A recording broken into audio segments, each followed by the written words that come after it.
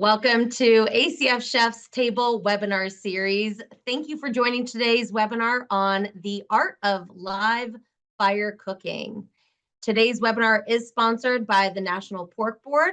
The National Pork Board launched Taste What Pork Can Do, a new brand campaign highlighting the rich flavor and versatility of pork to U.S. millennials and Gen Z. Meet your customers' demands and visit tastewhatporkcando.com for inspiration on how to incorporate more pork on your menu. For those unfamiliar with the American Culinary Federation, ACF, we are the leading organization for culinary professionals, offering education, certification, and a community for chefs and food service leaders. If you're not yet a member, today's webinar is a great example of what the valuable resources that we offer. Today, we'll be joining Pitmaster Jeff Fritz as he presents on how to build, manage, and cook with live fire with a focus on pork. And just keep in mind, this is live and it is outside, so we are dealing with Mother Nature and bugs and all the good things. Feel free to ask any questions using the Q&A function at any time. Let's get started by sharing where you're tuning in from in the chat. I'm Kiwi Hermans, Program Manager of Continuing Education here at ACF, and I am excited to be here with you. So let's meet today's presenter. Jeff Fritz is a classically trained, award-winning chef and owner and pitmaster, known for blending fire fusion, modernist, and molecular influences, often employing multiple techniques along with his signature wood-fired and smoking signatures to coax the maximum taste and texture from each ingredient. Each of Chef Fritz's creations are a complete, refined American fusion style meal on a single plate. In addition to serving as a 20-plus year Air Force veteran and chef to senior military leaders in Washington, D.C., Chef Fritz is also the owner of the Chef Fritz brand spices and seasonings and co-owner of Carbon Smoke Fire Fusion. In this capacity, Chef Fritz prepares pop-style restaurant dining experiences at various locations, including Liberty Delight Farms, Walter Reed Medical Center, and for private clients. Chef Fritz and the Shed Barbecue team are winners of the 2024 World Barbecue Championships at Memphis in May. They are three-time world champions, along with several other awards over the last 7 years. And at this time, I'll pass it over to Pitmaster Fritz. Take it away, Chef. Hey, thanks for the intro. That's awesome. I appreciate it. Hello to everybody out there. I am happy to be here. So I appreciate the intro. I am here at beautiful Liberty Light Farms, the corner market. So next to me, we've got their beautiful greenhouse, and on the other side is the actual market itself. But today we're going to talk about, like in the intro, so we're talking about live fire and basically Mother Nature and how that impacts live fire and what we can do with it, how we can cook with it. I am a pitmaster, but I'm also a chef first. I always think of myself as a chef first. I want to basically treat everything like I've been taught in culinary school. So I went through the Cordon Bleu back in 2007, I think it was now. Man, it seems like forever ago. But I still took those same techniques and things that we learned throughout my time there to utilize that, like in my bio, to do molecular gastronomy using live fire. I still cook in the kitchen as much as possible. We have a food trailer that we cook in as well. But so let's kind of jump into this a little bit. So I'm hoping this screen will back up into me so I can show you our live fire rig here.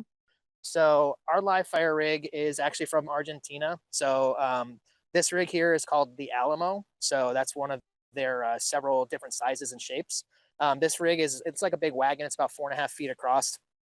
Right now I have the asado attachment here. So it's like a big clamp. So we have pork belly, which we're going to talk about today that we're working with. On this table here, there's a lot of things you can do with it. There's other attachments. We have a big cage that goes over. You can hang a lot of other foods, meat, sausages, things like that. There's grill attachments. There's also big pans, things like that. So there's these little individual holes and things like that that you can place different attachments into, so you can cook different various ways. But with that, what we're doing today is managing the fire. So how to build a fire. The easiest way that we do this is I'm a brand ambassador for the Good Charcoal Company. They're based out of New York. If you guys haven't heard of them, hopefully we'll hear about them hear more about them soon as we get into next year's national convention. But basically, Good Charcoal, they're a all natural company. They actually go to Africa, take out an invasive species of brush that they use. They have lump charcoal and they also have traditional briquettes. They're all natural. There's no fillers, no chemicals, or any of that kind of stuff in them, which is great.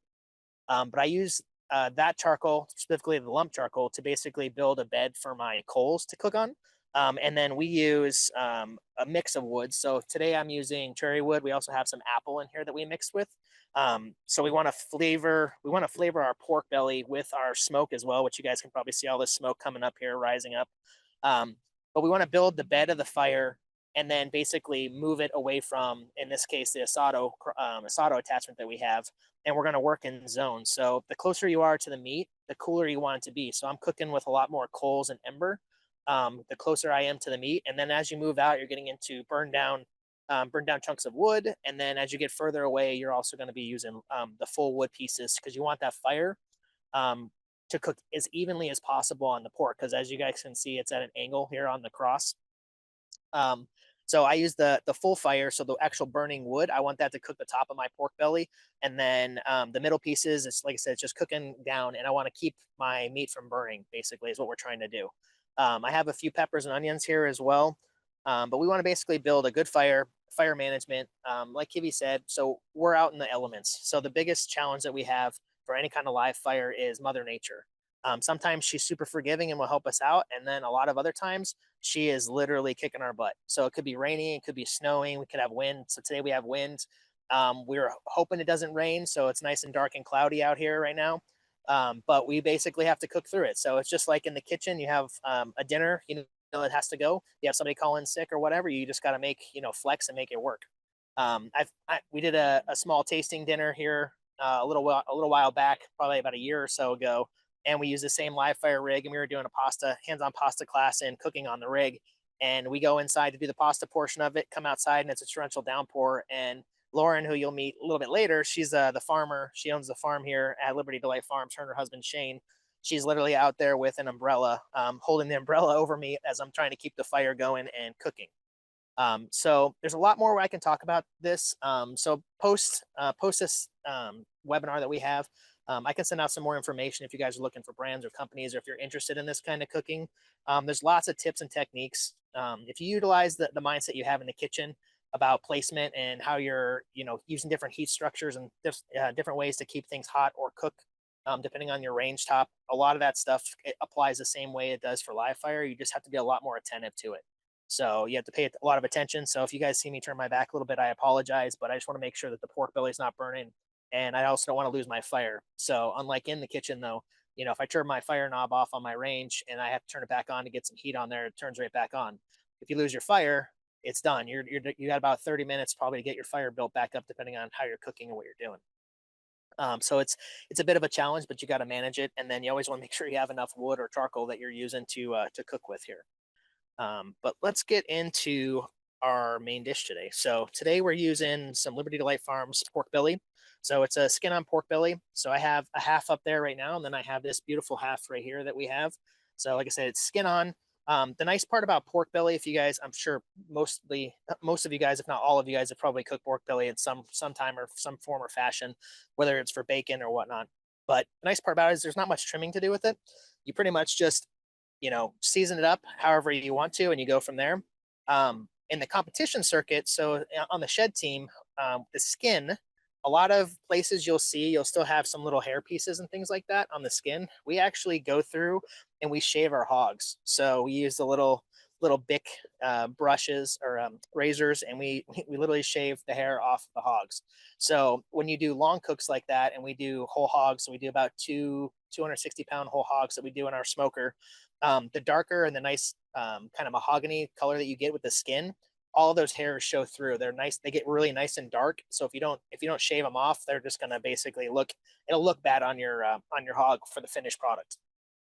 But today though, what I want to talk about with the pork belly is, so Liberty Delight Farms pork belly. So it's a Berkshire pork belly, and it's a natural product here. So they're based out of Reisterstown here in Reisterstown, Maryland.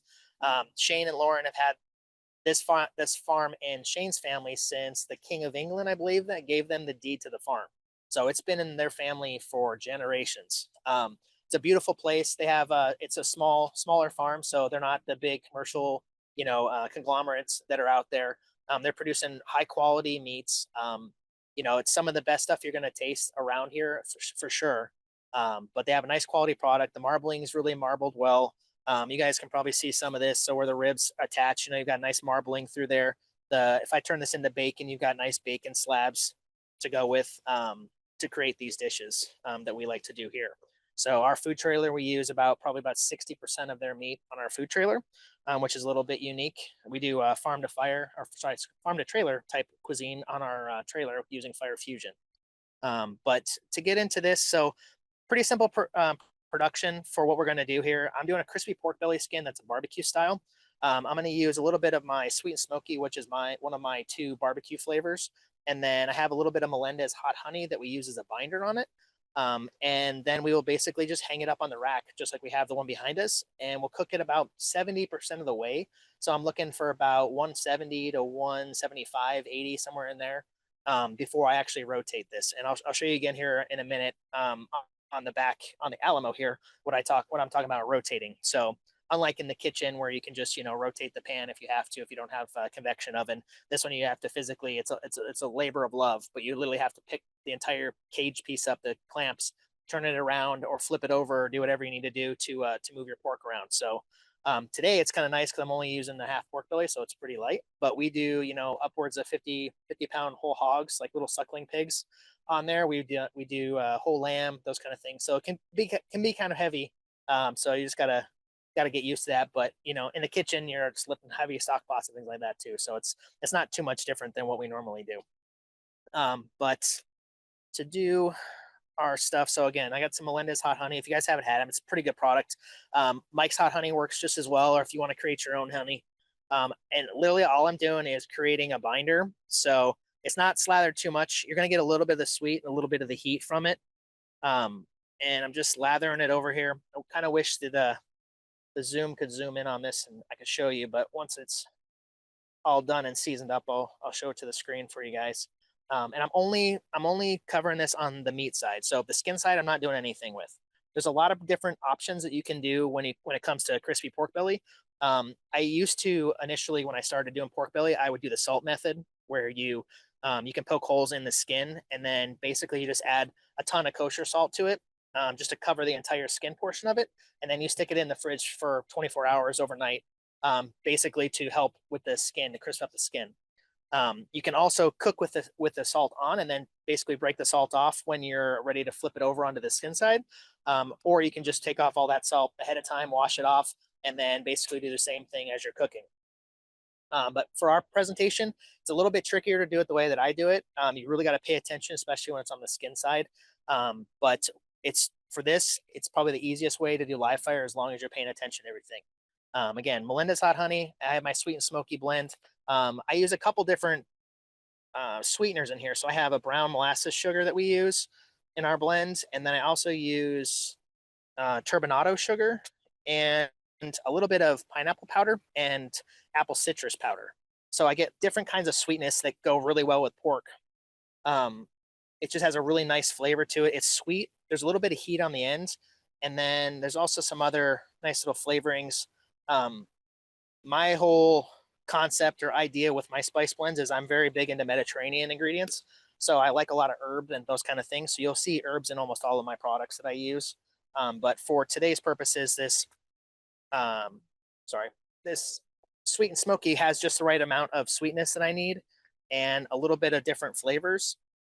The majority of my products also are lower in sodium than the typical stuff you're going to find on the market. But so if you like a saltier product, you can always add a little bit of salt, and I recommend using smoked salt with all my products because it adds a nice little flavor to it. And you also get some of that different texture depending on the size. And I use predominantly coarse, like kosher salt.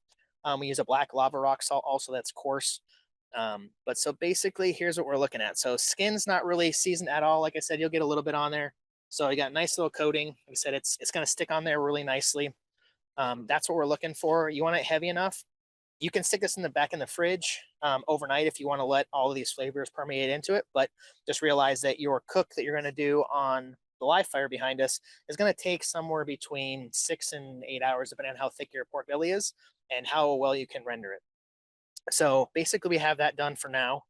We'll put that away and then talk a little bit more about the pork belly that we have. So our pork belly here, let me see if I can get this to zoom in. It's talking about the rack and everything that we have here. So if it follows me, there I am. So our rack here this is probably about 6 pounds worth of pork belly when we started. And now we're probably down to about 4.5 pounds, I would say. But we basically have this clam shell here, and then there's an adjustable piece on the bottom here that allows you to adjust it further down. The further down you go, the closer you are to the fire, but you have to be really careful on the fire part so you don't burn your pork belly. Sorry, we got a truck behind us. If you guys can hear this. So I put this on at about 10 o'clock this morning. So that's nice and crispy. I wish you guys could see a little closer, but the fat in the pork is nice and rendered. I also did a glaze on the backside on the actual meat side here. So I'll come a little bit closer with this, but glaze, we use our own homemade sweet and smoky barbecue sauce. Let's see if I can get that close enough. If you guys can see this. So that's our glaze side. And then we have our crispy pork belly side. And I'm going to take this off the rack here in a minute. But as far as this rack goes, like you saw, I can literally lift it up and take it off here. So you can rotate it front to back. So I can rotate it around like 360. Or if you have to, if your top side's not cooking enough, you just rotate it the same way. So it's kind of easy to use, but like I said, it's kind of heavy at the same time. But like I said, it's pretty easy to use. It's just you have to really work with it, and you got to pay attention to everything. So again, if you guys manage the fire properly, like I said, in the zones I'm talking about, so embers and coals closest to me, using burned down pieces of wood, some more like a charcoal piece of wood that's cooked in the middle area, and then have your actual fire cooking logs further back, you'll be able to just basically rotate stuff as you go. If you have a big enough table, like right now I have a couple logs on the side also that are cooking down, so that way I can adjust, add logs as I need to, and then basically keep that rotation going. Also, I wanted to do some cooking in the fire to finish up our dish today. So you're gonna set this here. I am going to get stuff prepped up here, and I will move our stuff to the board here. So I've got a couple little cutting boards here that we'll use. And then I have for the rest of our dish today, we have baby bok choy that we're going to cook up. And then I have peppers and onions that I've been hanging, that I've probably been up there about 3 or 4 hours today. So we're going to cook those as well. Just do a hard sear in the pan. So I've got a little bit of just traditional extra virgin olive oil here. And we'll stick that pan in the heat, so in the fire itself, just to start getting hot.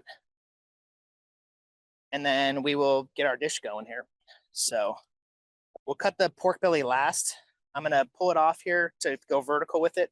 That way it doesn't continue to cook. We want it to cool down a little bit, just so the juices can kind of relax itself, just like we normally would with a steak or anything else. So, and then I'll show you guys how to use the clamp itself to take things off. So it's pretty easy. It's literally just a single bar that runs through. So we've got cooked peppers and onions. So literally just hung them over the fire. The onions I like to do also, you can wrap it in foil and just let them cook down in the foil itself. So you're going to cook those in the ember. You don't want to cook them in the live fire because it'll just literally scorch them really bad. But you want it to basically steam on the inside for you, and then we'll slice them up. So the peppers, you can get char on the peppers just like you normally would. You can scrape off all the skin if you want to. For how we're doing it today, we want it to be kind of a rustic style. So we're going to just literally slice, deseed the peppers and everything like that, keep the skin on, and do a quick saute with everything. So let me add some olive oil here. So I've got the little high heat rubber silicone piece on the handle here, so it works pretty well. I don't have to worry about getting burned up or anything. We have our baby bok choy right here. I'm gonna add a little bit of olive oil in this pan here just to mix it up. And then I've got another friend that has a spice company and a barbecue company barbecue team in Florida. So they're out in kind of near Orlando area, and he's got his Captain's Choice. I think it's fantastic. They use it on steaks. I use it a lot on vegetables. The baby bok choy, I literally just cut them in half just so they're a little bit easier to manage, and they'll cook a little bit quicker for us. So a little bit of olive oil here, and then the Captain's Choice, his is a bit salty, so you got to be careful with how much you use, unless you like a lot of salt. So I'm just getting a nice little coating on it. You can use a bowl if you want to. I just like, for these kind of things, it's nice to have disposable because just throw it right in the trash when you're done with it if you don't need to use it for anything. Or with the live fire side of the house, this stuff can always get reused for other things. So like this little pan here is going to turn into my take it out of the hot pan area. So my pan's getting nice and hot here. So I have a lot of oil in there just because I really don't want this to stick. Probably hear it sizzling a little bit. So you can do this over open fire also. You can use a grill. You have a griddle top, it works great as well. But we're literally just going to saute this down a little bit. And then we'll, again, you know, when you're doing live fire and you're out here doing stuff in the elements, it's just like catering, right? The more stuff you bring, the more stuff you got to clean at the end of the day. So we try to be minimalist when it comes to this kind of stuff. So I'm going to use the same pan, and then I'll cut up my peppers and onion there. And then we'll do a quick saute on those just to finish them through. And then I did a garlic mashed potato already for us, just because it's a little bit easier. We weren't sure how the weather was going to be today. So we just made up a standard garlic mashed potato. And then I also have a compound butter that we did at the house probably 3 months ago. So we had fresh garlic scapes. So we took the garlic scapes and minced them all up and, you know, froze them just like compound butter. And then we melted them and put them over the fire in our little oil diffuser, oil heater thing here. So that'll go lathered on top of everything as our sauce today. And then we will plate up some food. So I'm not using gloves because I'm going to recook this stuff, so it's not going to matter. But obviously, you want to use proper food safety, just like any other time you're in the kitchen. So you guys are watching, and if there's any students out there, I'm going to make sure you guys are using proper, you know, kitchen etiquette and make sure everything's food safe for everybody because you don't want anybody to get sick. So out here in the live fire area, it's more of a challenge, like Kivi said in the intro. So you have bugs out here. You have, you know, things that are flying around. Luckily, it's starting to cool down here, so it's probably like 55 today.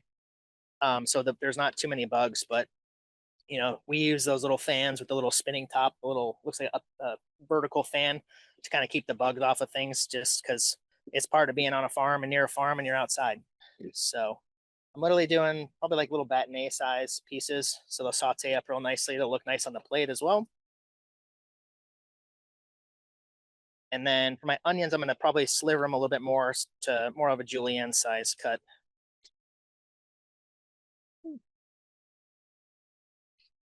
So check out my bok choy here. Again.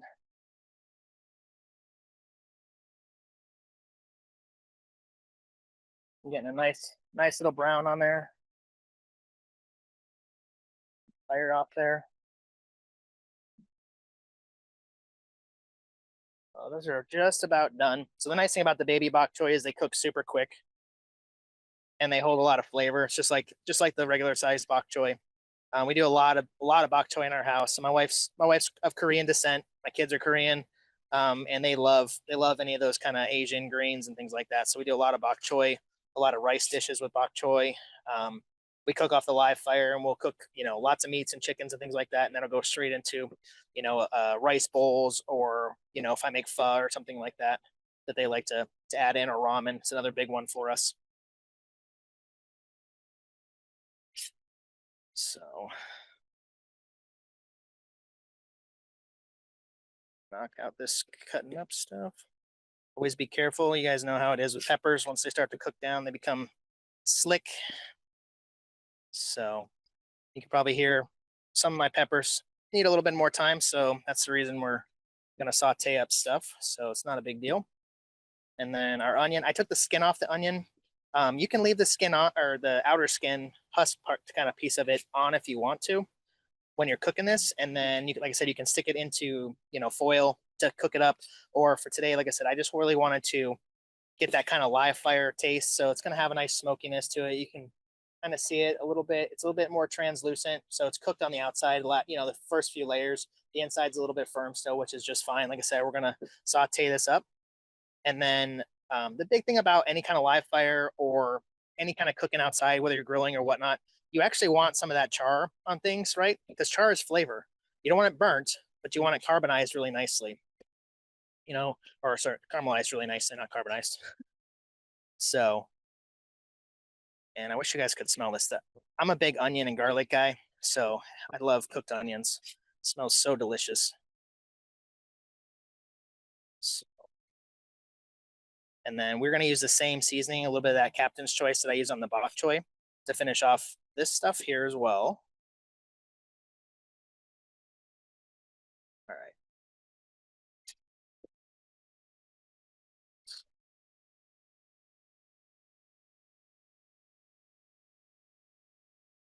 Use that same pan for the bok choy.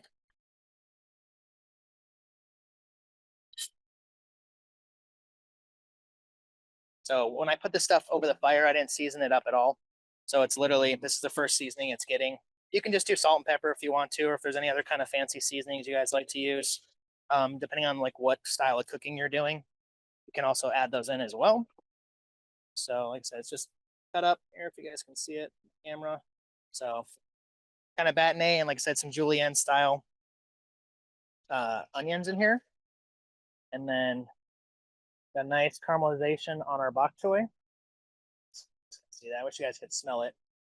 Gotta follow me. Sorry. We've got that. We're gonna leave those to set so they can stay warm. And then there's still olive oil left in the pan here as well. So I'm just gonna use that same olive oil plus all the juices coming from the peppers and onions. So I really like this. Caveman cooking is literally right on the coals, but I treat this as similar to caveman cooking, where it's like you're cooking in the embers with, it just happens to be a pan this time instead of, directly over the coals. So, which makes it a little bit easier too. You don't have to worry about ash, things like that getting into your food. Let's clean up a little bit here. So, some moving around again. Sorry about that.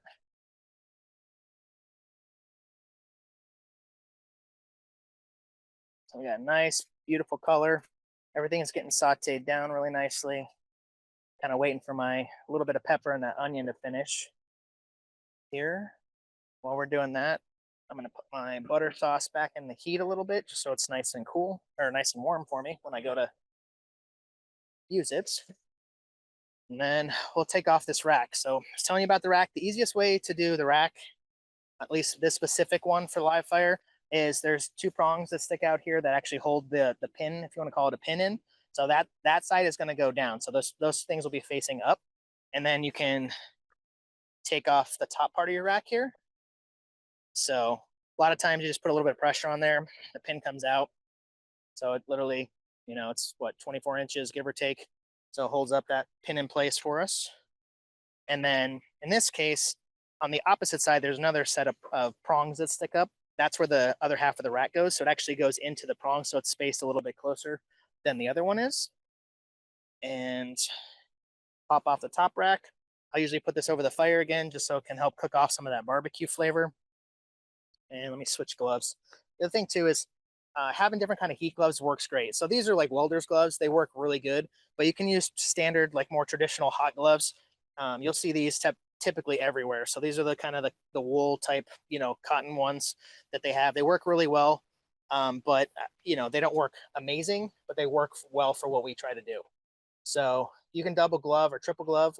I know a lot of people that, depending on what they're cooking, they will glove their hands, put the hot gloves over it, and then put another set of gloves over the top as well.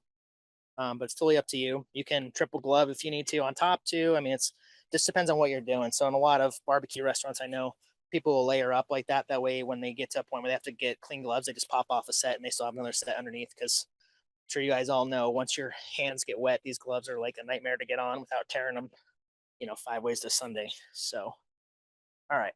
So, again, sorry I'm turning my back to you guys, but I also like to use this. In this case, this is a Chef IQ probe. There's Meter Plus. There's a ton of different ones out there. So it's just nice. I use it as a gauge to get me to my first stage with the pork belly. So get into that 170 kind of area. And then after that, it's literally for me, it's all eye and feel. So I don't know if you guys can hear this. Let's see. So that's the pork belly. That's the glazed side. You guys can hear that in my little microphone. So that's all the crispy pork belly side. So it's nice and beautiful. So I'm gonna let this sit here for just a second. I'm gonna check on my onions and peppers here real quick. I'm gonna pop off this one glove. So my peppers and onions are ready. That's great. Goes back in my pan. And then for what we're gonna do today, you can cut thick pieces, you can cut cubes out of this pork belly. It's literally up to you on how you wanna do it. But I'm gonna literally cut just a portion of it out, and we're gonna do some layered pieces. So see if I can show you guys this too. Probably a little hard to see, but you can see this dripping, all that juice that's dripping. It's cooked nice and perfect. See the fat's nice and translucent, which means it's rendered down pretty well. Just gotta, the one thing I would say about any kind of pork belly is you can crisp up the skin super fast. You can cook the backside really quickly, but if you don't render it out enough, instead of having that nice unctuous bite, you get this big kind of fat chew that you don't really want. Same thing with the skin. If you crisp up the skin nicely, but there's a spot that's not crisp, you get that really tough, chewy piece of pork belly, which it's not nice on the plate and it's not a good mouthfeel. So, but where my rack went, you can see there's like little lines in there. I'm just going to follow those for my plating today. Cut off probably a 1.5-inch chunk or so. Skin's so crispy, it doesn't want to cut, it wants to break. Let's see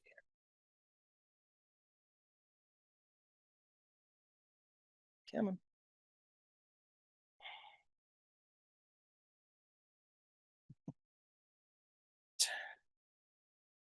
So again, it's our pork belly piece, still steaming.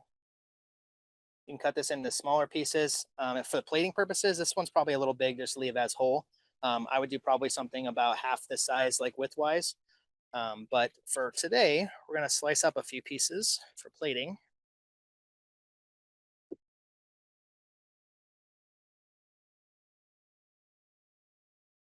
I'm doing probably about a 1/2-inch size piece, just something that's nice to have a nice chew in your mouth feel when you're chewing it up, and it's not too big. You can actually pop the whole piece in your mouth, where it's like just not overloading your mouth with pork belly.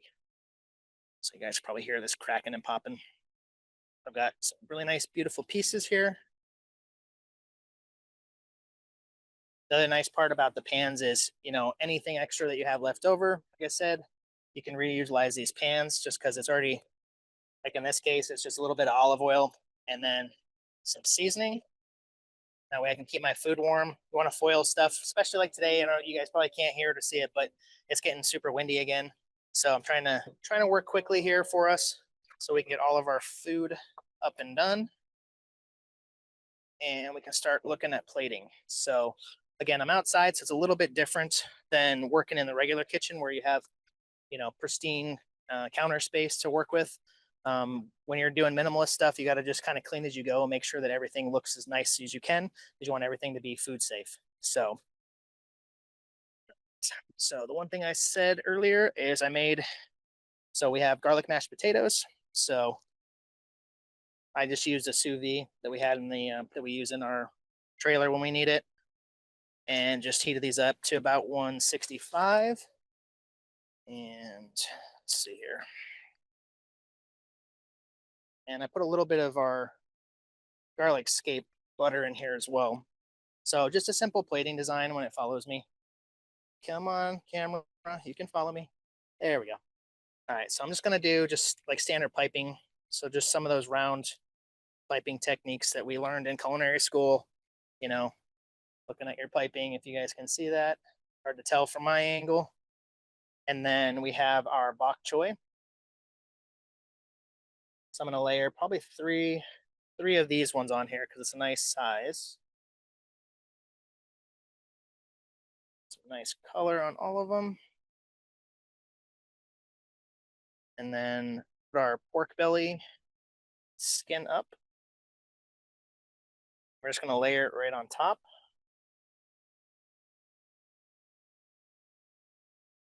Did all that work to get the skin nice and crispy and to have a nice color to it. So definitely want to showcase that. And it was one thing I think I learned a lot doing competitions early on the ACF side is it's like you see people, do this beautiful sear on like a chicken breast, an airline chicken breast, and then they just cover it with like a gravy looking sauce. So you don't even see any of the color that you just did. So it's like, you want to utilize and showcase everything that you did, all that work that you put in. And then in here again, so we just have a little bit of a garlic scape compound butter that we cooked up. Just getting a little bit of a mix. So I want enough to coat everything.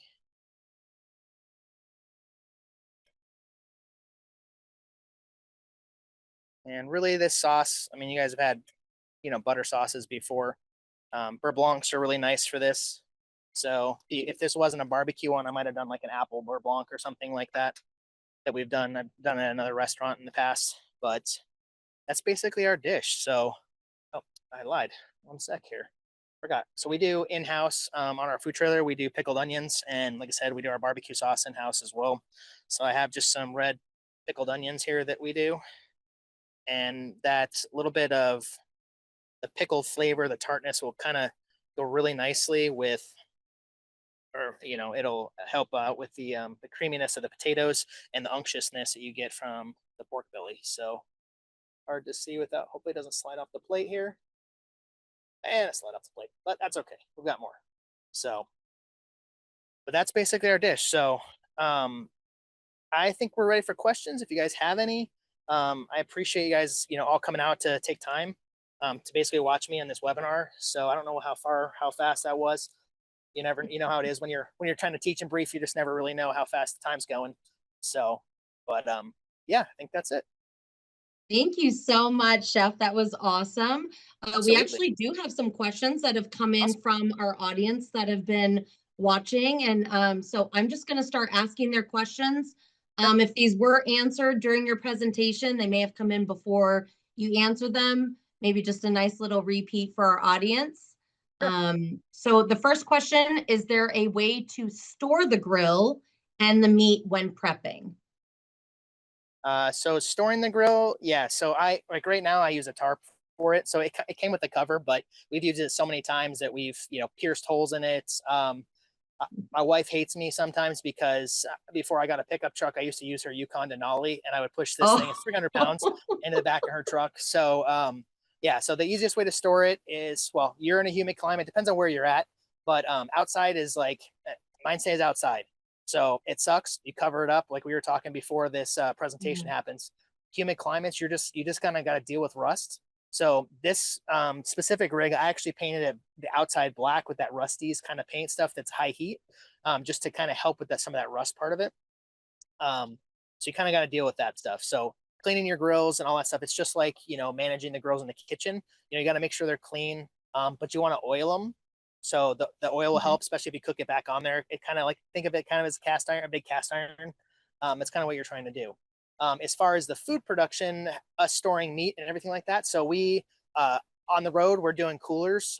If we go to, private residents and things like that, where they have houses and things like that, we're going to use their refrigerator, freezer space, whatever we need to use. But yeah, everything is, I mean, you got to think everything health department. I mean, I don't even know, and it sucks because everywhere's a little bit different, but same time, if you have a good cooler, Yetis are great. I got this one off of Webstaurant. It's called the Cater Gator or something like that. It looks just like a Yeti. Not saying they ripped it off, but it looks just like a Yeti. But those things work really good. A couple bags of ice, or what I like to use is the little frozen, the little frozen pucks that you get in a lot of the meats that are shipped and things like that. I'll keep a lot of those and refreeze them, and then I'll layer it with that, or you can use dry ice as well to kind of help keep everything super cool. So I hope that helps. That's answering your question. Thank you. Next question from our audience. From the meat that you made today, what type of meat would you pair it with? And what coal are you using? And is this your recipe? Yes, on the recipe part. The charcoal that we're using, so we use the good charcoal. So like I said, I'm a brand ambassador for them. I've been a brand ambassador for a few years. So this is their 27.5 pound bag. So you can find it pretty much anywhere. So it's Home Depot, Lowe's, I think has it. You just kind of got to look in your local area to see who has it. What was the other part of the question? What meat would you pair? What meat would I pair? With what you made today? I'm what confused. your audience wants to know.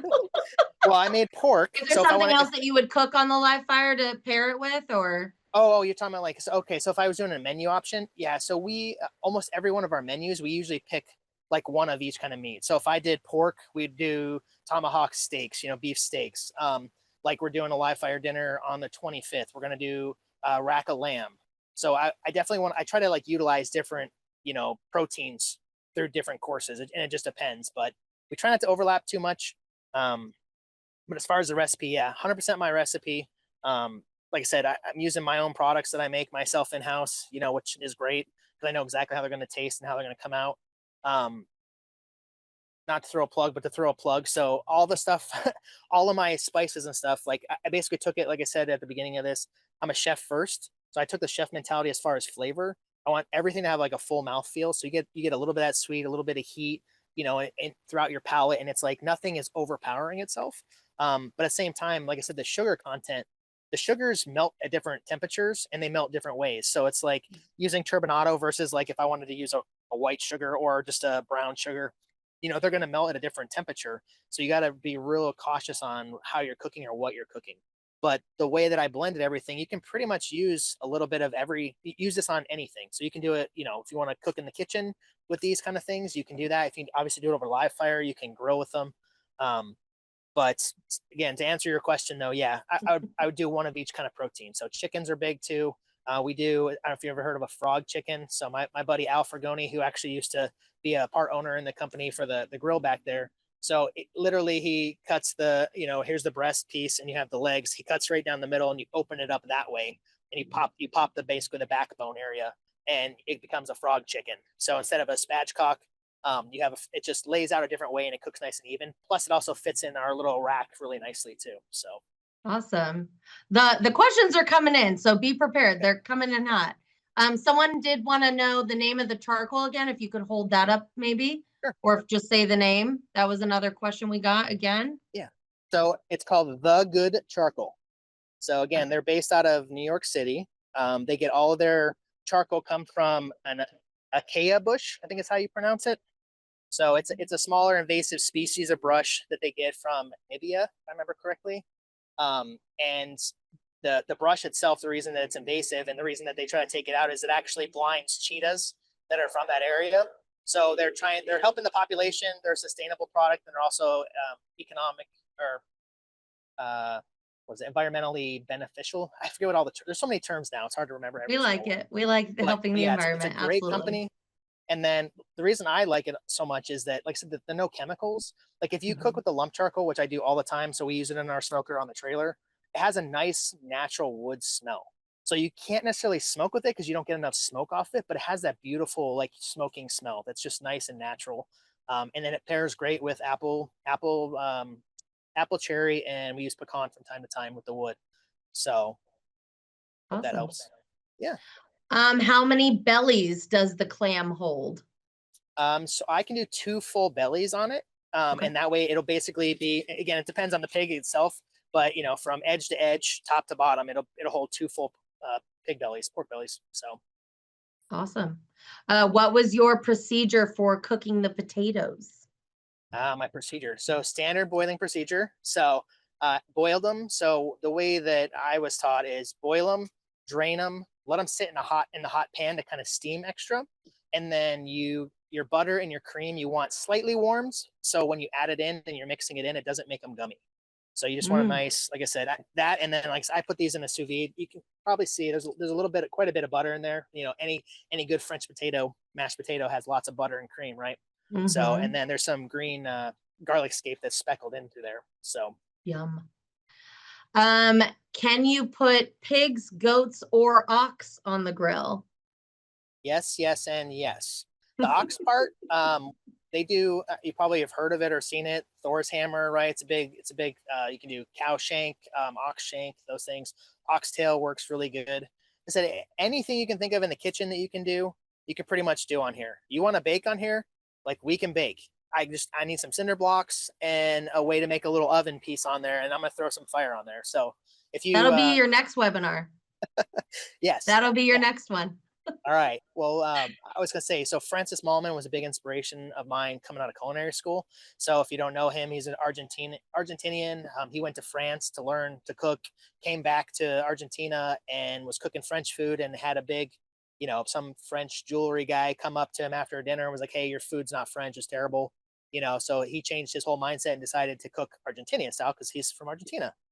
And that kind of his style changed my perception of what fire could be. And so I would recommend checking into him. But he has Seven Fires, I think, is one of his cookbooks. But it talks about planchas and like all these different kind of cooking apparatuses that they use, and everything is like steel, which is really crazy because everywhere that they're at too is super humid. So it's weird, but it's all steel stuff. There's different styles of cooking that you can do, like I said, baking and things like that. They have it's like basically two shelves, and they put fire below it, fire on top of it, and then they cook on the inside, so you get that heat on Oh, both sides. So kind of similar to baking. So okay. I like it. Next question. Is it easy to clean? easy to clean. The bottom is, once all the charcoal's done, it's literally scoop it out. Yeah. When we're in a quick move and we have a lot of stuff to do, we'll actually pour water on it, which I hate doing, but it's the quickest way to cool the coals off. So then you can like kind of scrape them up and they can go in the trash, if you need to. Or you can just dry them back out if it's actual charcoal pieces. The rest of it though, it's just like a grill in the kitchen. You know what I mean? You gotta scrape it and clean it. But like I said, with these things, because they're outdoors, even if you have them indoors, like in sheds and things like that, at a kitchen, you still got to get some oil on them. It could be just a normal, vegetable type oil. And if you can bake them, if you have a large enough, stove oven to bake them, do that, because anything you can do to help save that kind of stuff is great. But yeah, it's a lot of work. I've got friends that literally pull out the pressure washer and just spray them all down because with like I said, with today, there wasn't too much, but if you could see the inside of the grill where the pork belly was, I've got probably that much of a drip spot on the Mm, bottom. So once I push the ash on there, it'll scoop up and it's just like Play-Doh almost. So it's not too bad. But yeah, it takes a little bit of work, but you know, what doesn't in the kitchen. So right. yeah. When it comes to live fire, how long does it take to set up? And also, how do you gauge the temperature? Good question. Two good questions. So the setup part, it depends on what all you're doing. Like for me, I literally backed my truck in over here. I rolled it off the back of the pickup truck, parked it here, and I threw logs into there with some fire starters. I used little tumbleweeds with the charcoal and everything like that. I put my charcoal chimney on top of two pieces of wood, put the starters on the bottom, and let the charcoal catch and those two pieces of wood catch at the same time because it kind of moves the process along a little quicker. And then I dump my stuff out and I'm start adding wood from there. So setup time can be 20 minutes. And like I said, breakdown's a little bit different because it depends on how hot things are. But the setup can be pretty quickly. As far as the temperature, and I knew I forgot to talk about that. So when I had the clam up here with the pork belly in it, so we talked about the zone. So if I have my zone here is we'll call it zone one. That's my like embers and charcoal. You have your middle section, like I said, it's burnt down wood pieces. It's more like it looks like big chunks of charcoal, and then you have your live fire. So this is vertical, right? So, or this is horizontal, excuse me, for my live fire, and I have my piece of pork is a vertical angle. So Mhm. and the way that most of the chefs that I've worked with that are pit masters as well, it's all like I said, it's all hands. You can try to temp stuff. There's little temp guns, all that kind of stuff. But really, it's if I put my hand in between the pork belly in this case and that fire, like close to the pork belly, if I can leave it there for about 3 to 5 seconds, that's about the temperature I'm looking for. Okay, If it's too hot, I need to pull some coals away because it's going to burn. for If it's sure. too cold, I'm going to pull it towards it. The nice part about the pork belly, and same thing if I do a whole hog. So I have my skin on the outside, basically away from the fire to start off with. As the body starts to cook, if you put your fingers on the back on the skin, you can feel the pork actually go from cold like a cold temperature, like, room temperature cold, to like a nice warm feel, like not hot, but you can feel the warm difference. And you can actually gauge as you go up the hog or the pork belly in this case to see how hot things are. Because if it's nice and, it's nice down here and it's cooking and I see drippings coming off rendering, but up top it's too cold, like earlier today because of the wind and stuff like that, my top was getting a little bit cold.